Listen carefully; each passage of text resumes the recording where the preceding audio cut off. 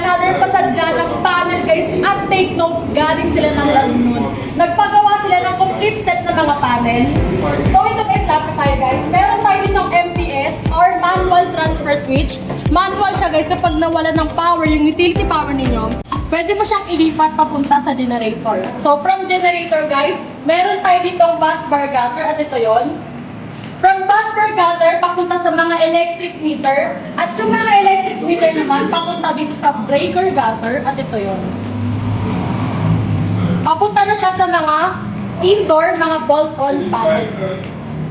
Itong mga indoor panel guys, ito yung normal na electrical panel natin sa mga bahay natin. Na syempre, merong main breaker at saka may mga branches na magsusupply ng kuryente sa mga loads ng bahay mo. Mga aircon, ilaw, water heater, at marami pang ilaw. So guys, kung gusto nyo magpasadya ng ganito, pupunta na kayo dito sa Tribe Electrical. Saan nga ba ito located?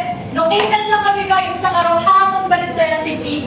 Malapit kami sa SM Valenzuela. Or pwede mo kaming tawagan sa mga number na to.